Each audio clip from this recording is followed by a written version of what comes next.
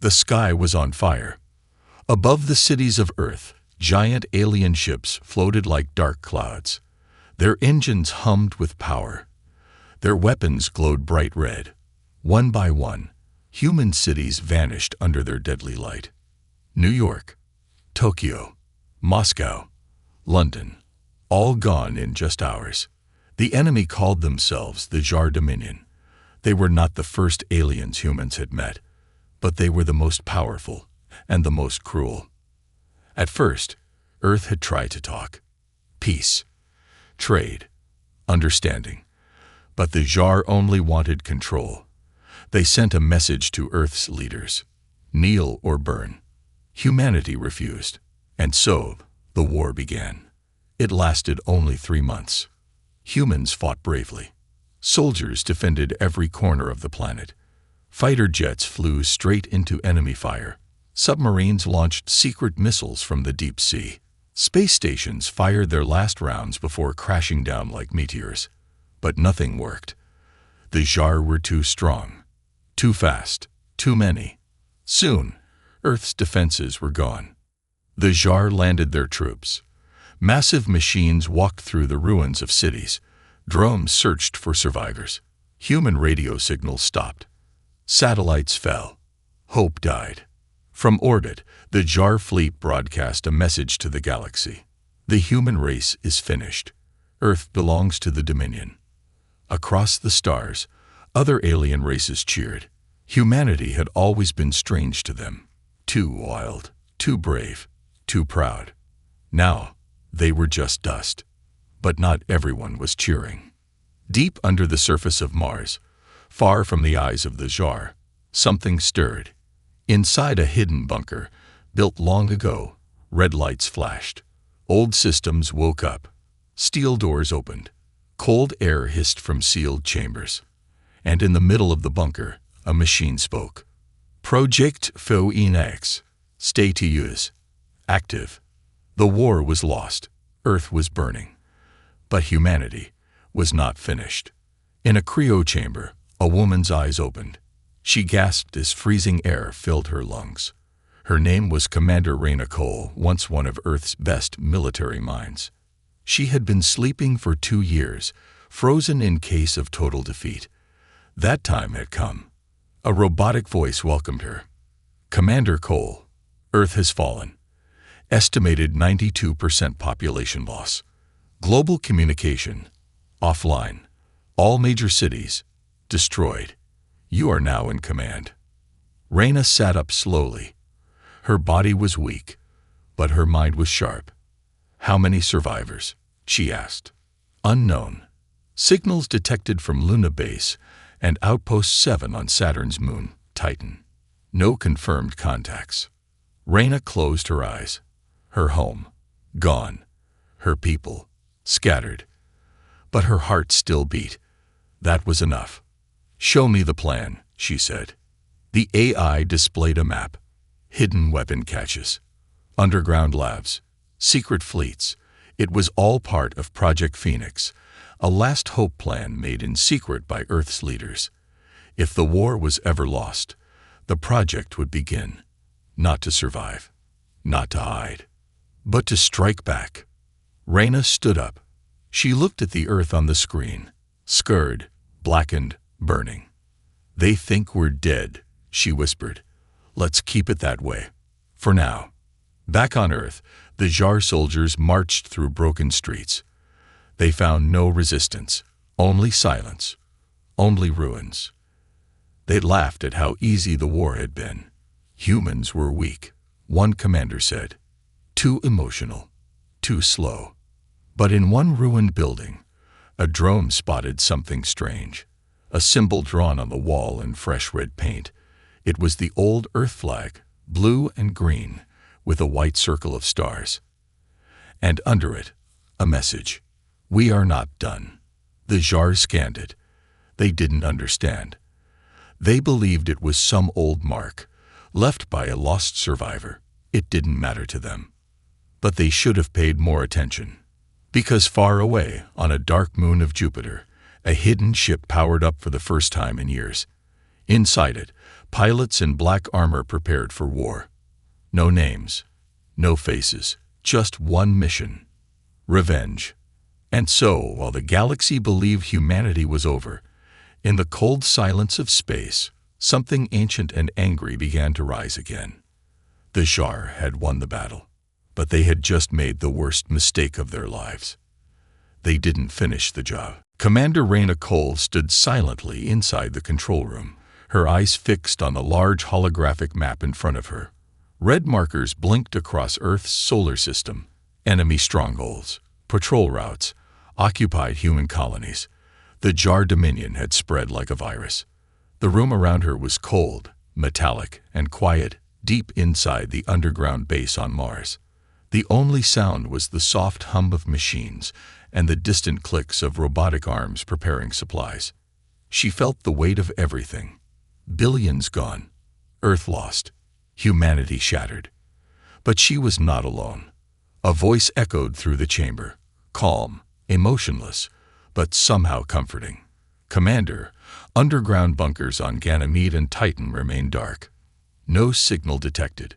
Luna Base has minor life signs, but no communication. We must assume isolation or destruction."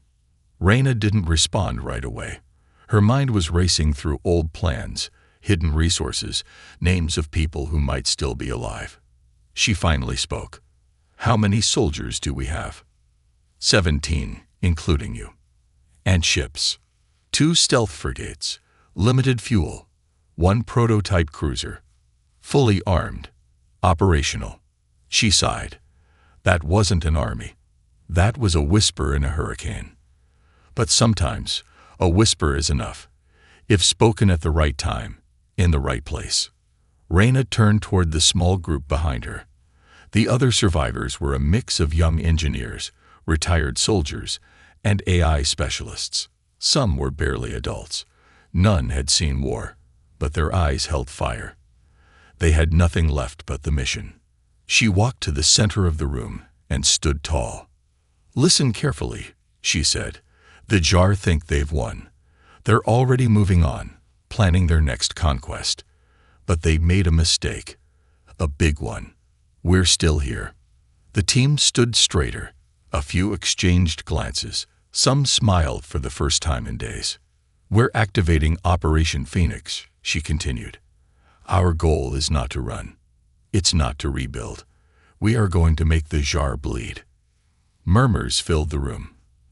The name had been whispered in old war rooms, trained into black ops units, hidden from the public. Operation Phoenix was not a defensive strategy. It was a retaliation protocol.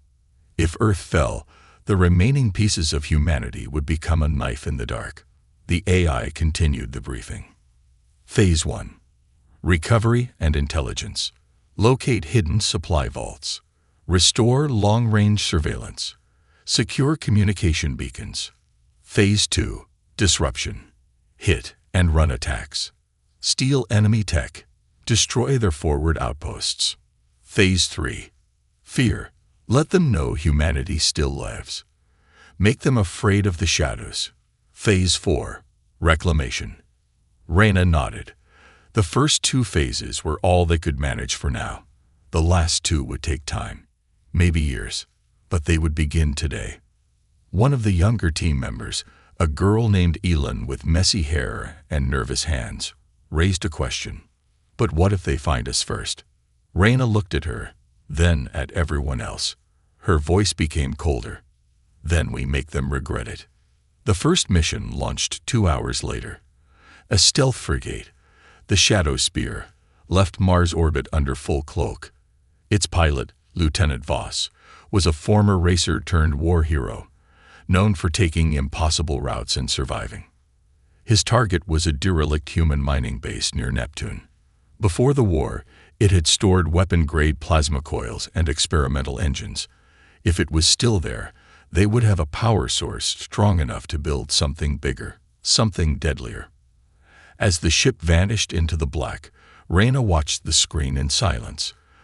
The others went back to their work, preparing drones, repairing old bots, reactivating communication arrays. In the dark corner of the base, A massive hangar opened.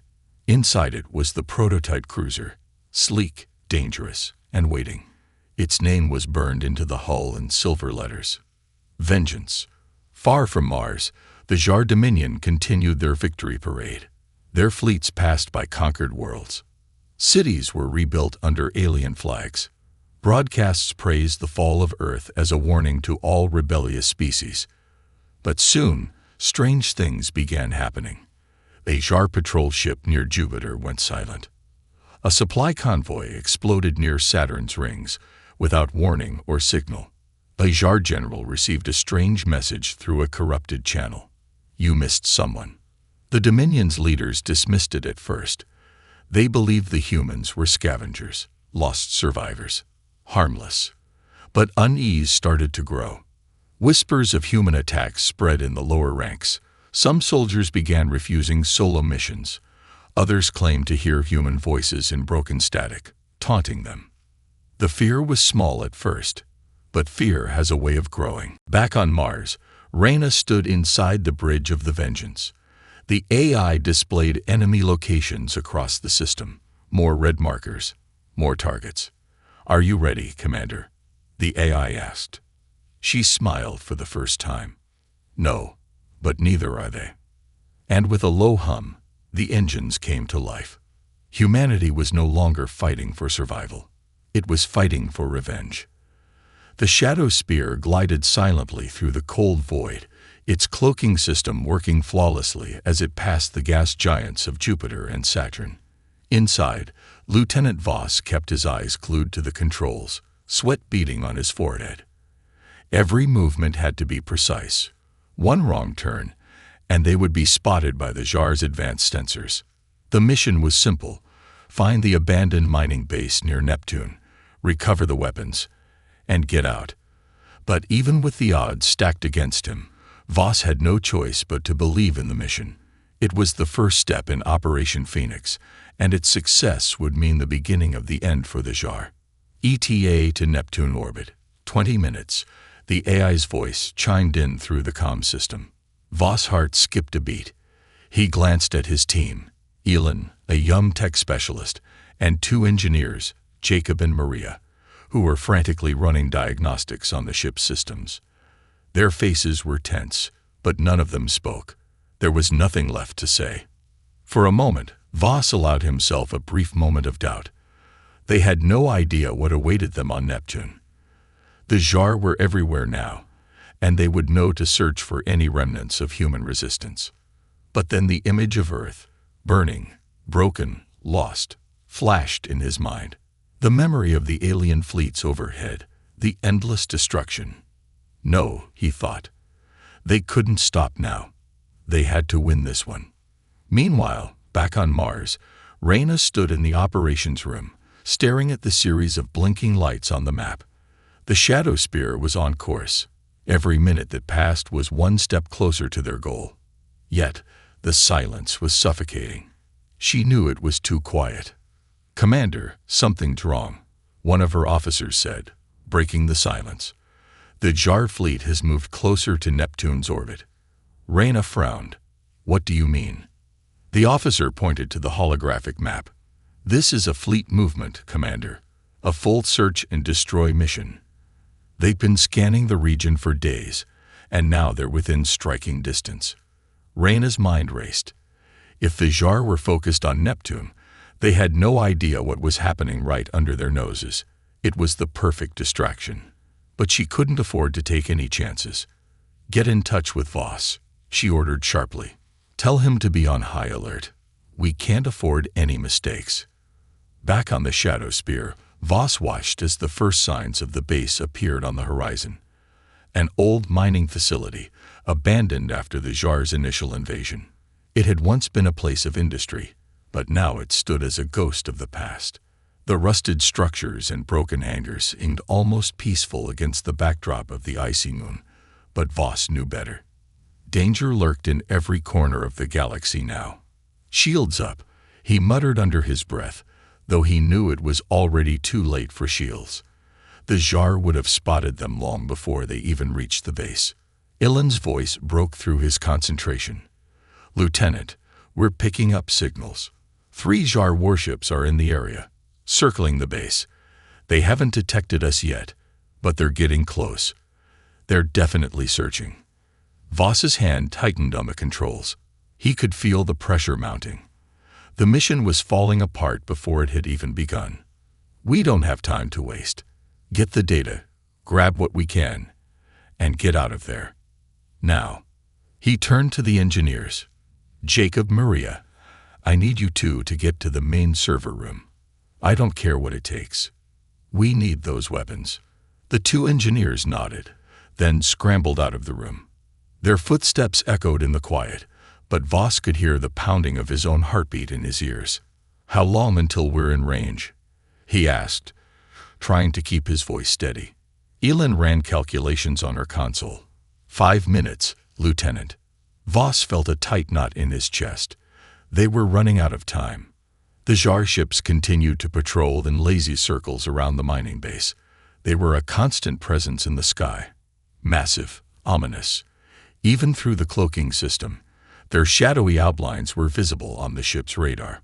Voss fought the urge to check the status of the stealth technology. He had to trust it, or he'd never get anything done. Hold your positions, he ordered. Once we're in the server room, we move fast. We don't want to be here longer than we have to. The minutes felt like hours. Every second seemed to stretch longer as Voss and his crew inched closer to their target. He could already feel the eyes of the Jar searching the space around them, scanning for anything out of place. Finally, the shadow spear descended into the dark, icy crater where the mining base stood. Entering atmosphere, Ellen called out. The ship shook as they entered Neptune's atmosphere, and Voss braced himself, knowing they had mere moments before the Jar ships realized they were there.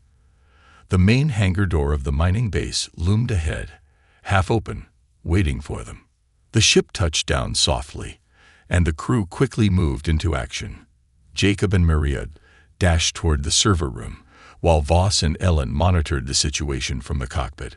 Sweat was dripping down Voss's face, his fingers barely able to keep up with the fast-moving controls. They had made it. For now. Inside the base, Jacob and Maria worked quickly, their hands flying over consoles as they bypassed security codes and pulled up encrypted files. They found weapons, hidden plasma coils, experimental bombs, and shockwave cannons, everything they needed to turn the tide. Then, a loud crash echoed through the building. The ground trembled. Jar ships. Ellen shouted from the cockpit. They're coming in fast. We have no time. Voss swore under his breath. The Jar had found them. It was time to go. Get everything you can, and get to the ship. Now. Voss barked. The team scrambled, grabbing the vital supplies they could carry. The sound of approaching footsteps echoed in the corridors, growing louder. The Jar were closing in. Move, move, move, Voss yelled as the shadow spear fired up its engines, its cloak disengaging just long enough to take off. The battle for humanity had begun. The shadow spear shot upward into the cold expanse of Neptune's orbit, its engines roaring to life as the team scrambled back to their positions. Voss could feel the pulse of adrenaline pounding in his chest as he checked the ship's status. Shields up, engines running hot, but they were being followed. He didn't need to look over his shoulder to know that the Jar ships had tracked their departure. The pursuit was inevitable. "We've got incoming," Ellen said from her console, her voice steady despite the chaos. 2 Jar warships on an intercept course. They're fast.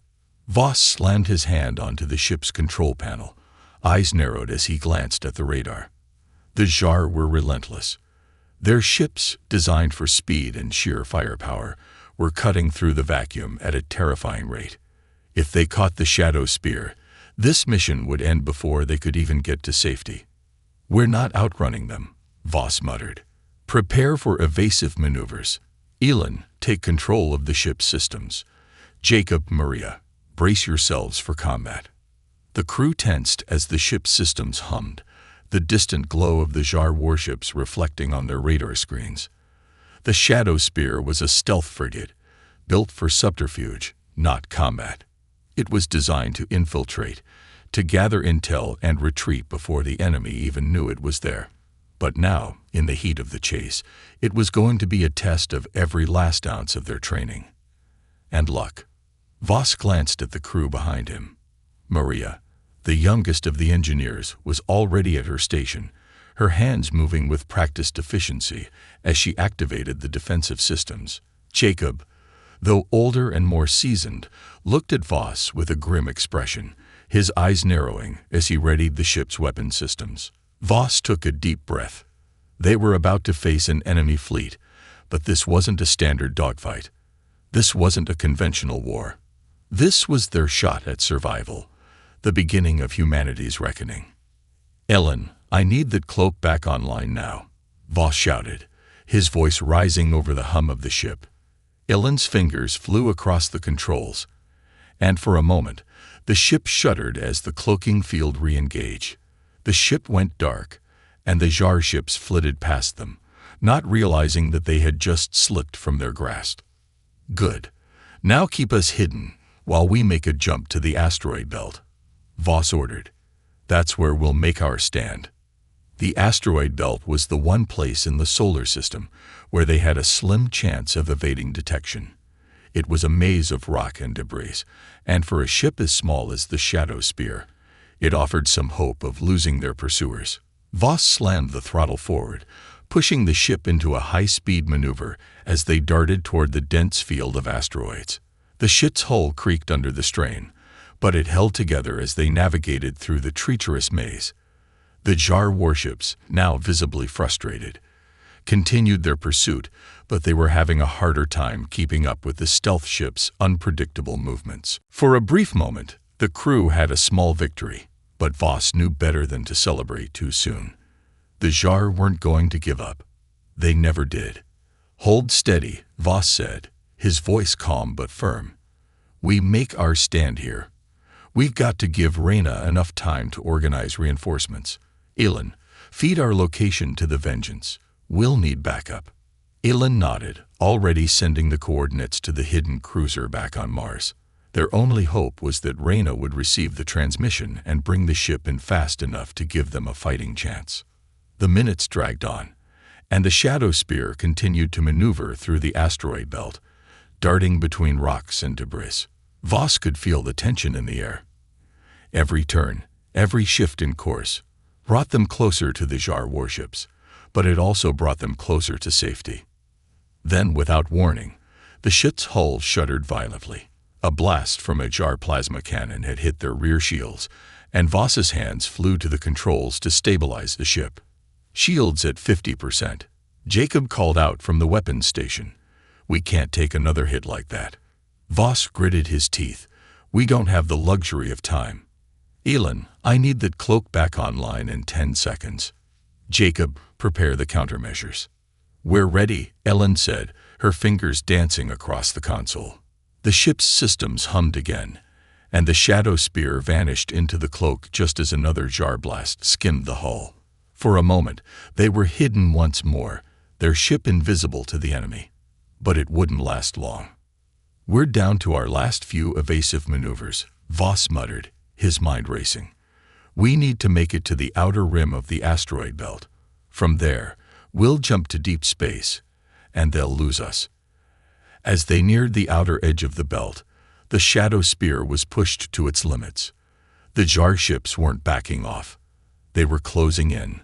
Voss could feel the tension rise as they approached the final stretch. "All systems are green," Ellen reported, but her voice wavered slightly. "We're almost there." Voss nodded. They had one chance to make this work. If they didn't make the jump to deep space in time, the Jar would trap them.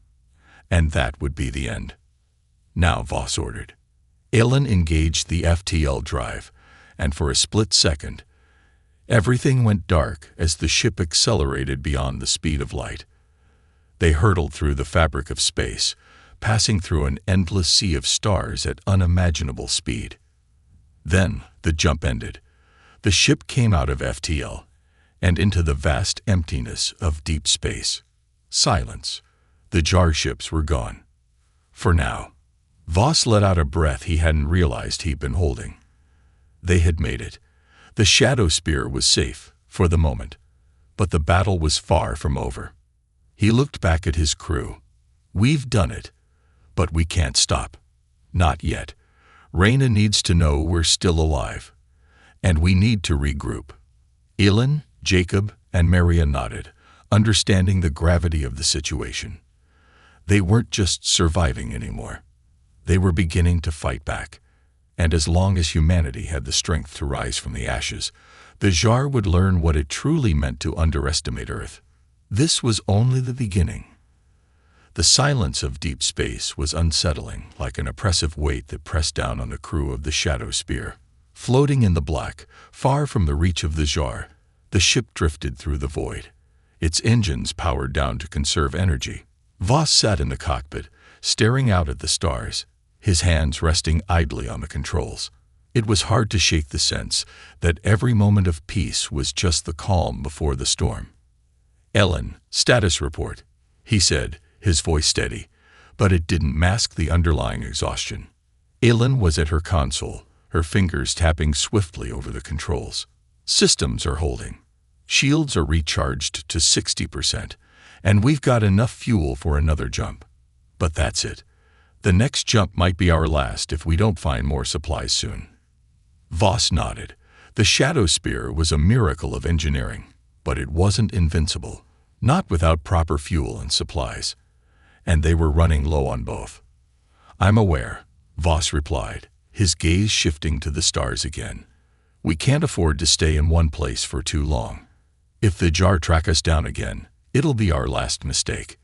Ellen fell silent, sensing the weight of his words. They both knew how desperate their situation had become. They had no reinforcements, no backup, no real plan, only a handful of survivors, a ship on the edge of its limits, and the fragile hope that Reyna was out there, trying to organize a resistance. Suddenly, the silence was broken by the sound of footsteps. Maria, one of the engineers, entered the cockpit, her face pale but determined. "We've been able to patch into some of the old military networks," she said, voice tense. "There's a transmission from Luna Base. It's a distress signal.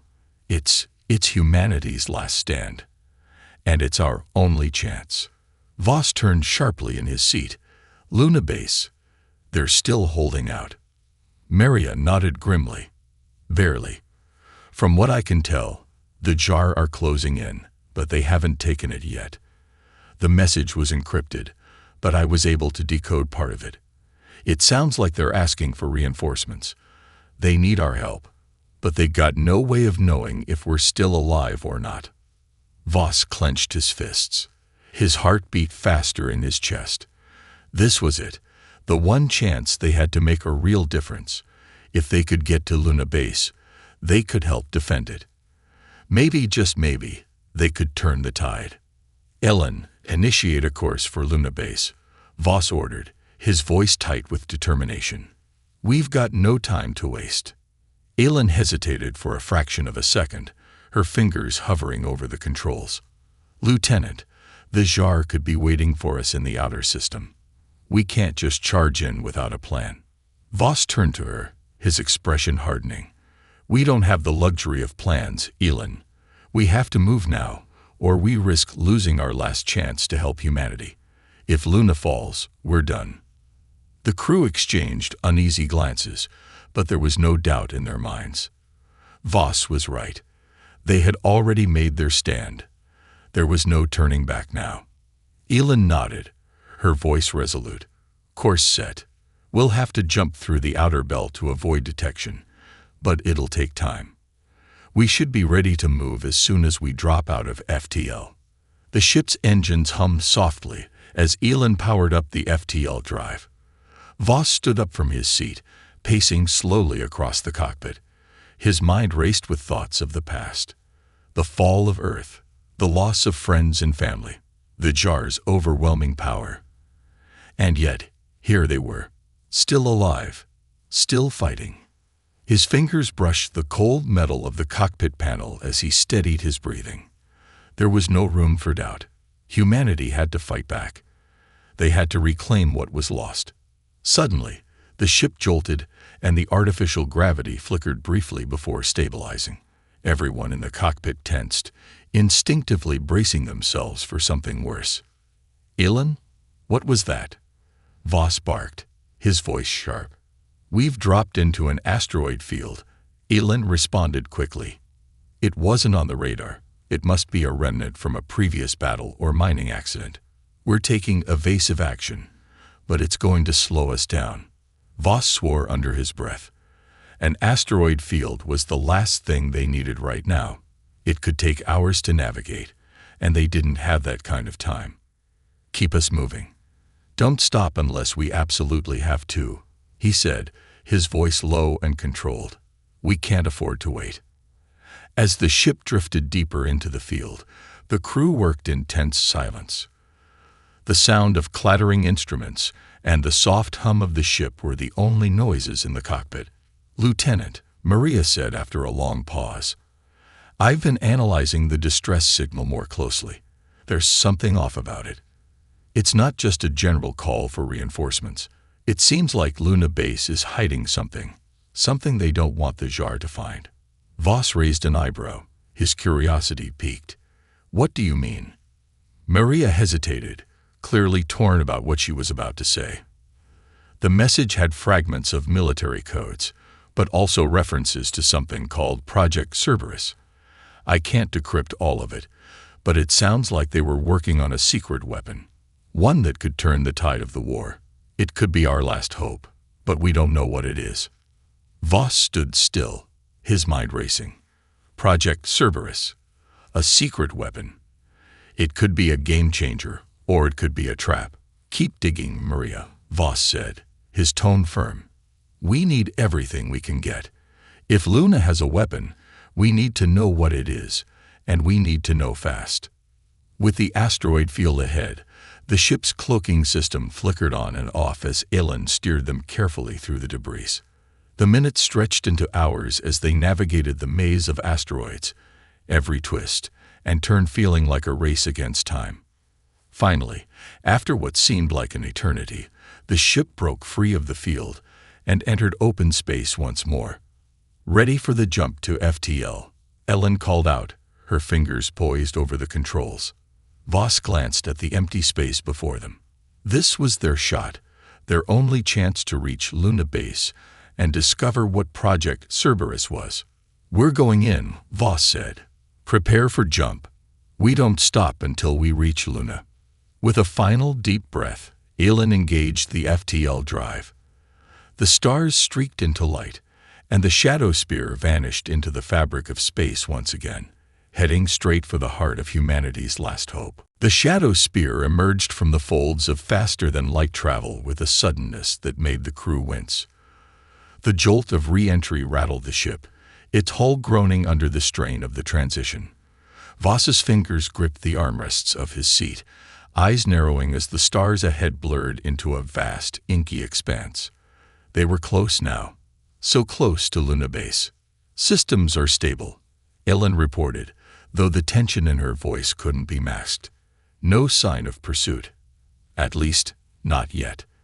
Voss nodded, though he didn't let his guard down. The Jar could be anywhere, and their pursuit could be relentless.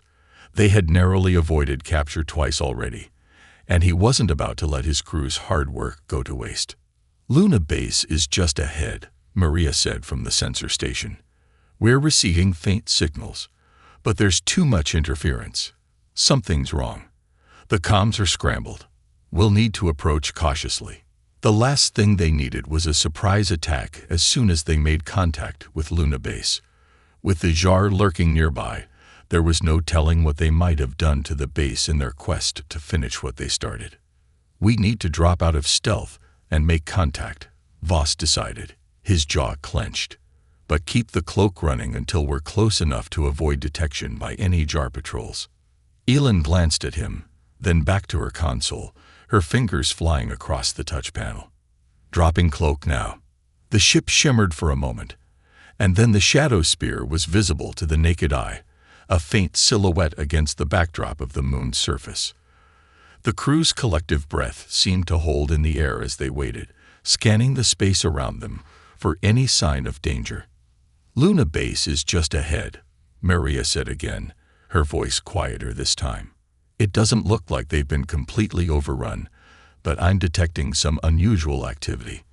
Their external comms are still down, but their internal systems are functioning." "We can't land there," Voss said, shaking his head.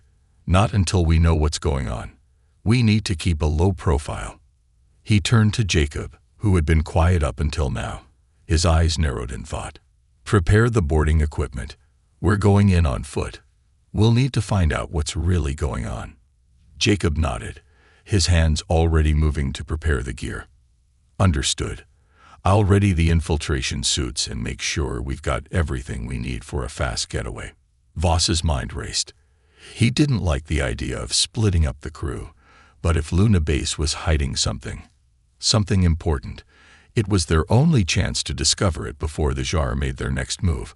They couldn't afford to be naive, to assume the base was simply a safe haven. "Elin, how long until we can make a safe approach to the base?" Voss asked, his voice firm. "About 15 minutes," Ellen replied, glancing over her shoulder at him. "But we should be cautious. There's something unusual in the base's energy signature. I'm not sure if it's a defensive measure or something else entirely." Voss felt a chill. The last thing they needed was an unexpected trap. "Jacob, get everyone ready for a potential emergency. I don't trust anything right now." Jacob nodded grimly. "Already on it, Lieutenant." As the crew prepared, Voss turned to Maria. "Any updates on the transmission you decoded earlier? What's Project Cerberus?" Maria's face had gone pale, and she avoided eye contact for a moment, her fingers still dancing over the keyboard as she tried to pull more information. "I've been running simulations, and I don't know if I can make sense of it all. But Project Cerberus, it's not just a weapon. It's an entire program. A series of experimental technologies designed to enhance human capabilities, something far beyond anything we've ever known." Voss felt a twist in his gut. Enhanced human capabilities. The thought of humanity wielding something beyond the limits of their current technology was both terrifying and exhilarating. It could be the key to turning the war around. But if the Jar got their hands on it first? He shook his head, focusing on the task at hand. "Keep digging, Maria. We need answers, and we need them now." The ship's proximity alarms sounded, drawing everyone's attention back to the screens. "We're entering the first perimeter," Ellen said, her voice calm but alert. "If we're going to do this, we need to move quickly." "Prepare to drop us down to the surface," Voss ordered. "We'll deploy at the far edge of the base's landing zone. Keep us out of sight from any watchtowers. Jacob, get the boarding gear to the airlock. Elin, keep your eyes on the sensors. Anything moves, we pull back immediately." As the shadow spear descended toward Luna Base, the dark side of the moon stretched out before them like an endless void. The surface was pocked with craters, some large enough to swallow a city block, others barely visible. The base, a sprawling complex built into the lunar surface, lay ahead, its structures dark and looming against the starry sky. But despite its imposing architecture, there was a distinct lack of activity. No regular patrols, no sign of life in the normal sense. "We're approaching landing zone," Ellen said, her fingers moving to stabilize the descent. "There's a shadow ahead. Looks like part of the base's structure, but it's hard to tell what it is." "Keep it steady," Voss said, his eyes never leaving the sensor readout. "We're not taking any chances. Prepare for a ground drop in 5. The airlock doors hissed open, revealing the black void outside. Voss felt a cold shiver crawl down his spine as he stepped toward the hatch, his boots making no sound on the ship's deck. Jacob was right behind him, checking the gear one last time. "You sure about this?" Jacob asked in a low voice, his eyes scanning the empty expanse outside. "No choice," Voss replied, voice tight. "We either find the truth about Luna Base, or we die trying." With one final glance toward the rest of the crew, Voss stepped forward. The moment his boots touched the cold surface of the moon, he felt the weight of everything pressing down on him. This was it. The fight for humanity's future started here. As the airlock doors hissed shut behind him, he turned to face the darkness of Luna Base. The cold silence of the moon's surface felt like a deathly whisper. Each step Voss took toward the towering gates of Luna Base echoing in his ears. The air was thin, and the weight of the suit on his back made every movement deliberate, slow. His boots crunched against the dust of the lunar surface, each stride pulling him closer to whatever secrets the base held. "Stay alert," he whispered into the comms, his voice barely audible. "We don't know what's waiting for us inside." Ilan's voice crackled through his earpiece. "The security systems are down, but there's still some power running through the base. Watch for any traps. The Jar could have left something behind." The team moved as one, their footsteps synchronized, the low hum of their suits the only sound amidst the profound stillness of space. Each soldier, each engineer had been trained for this, but nothing could prepare them for the growing sense of unease that now gripped their hearts.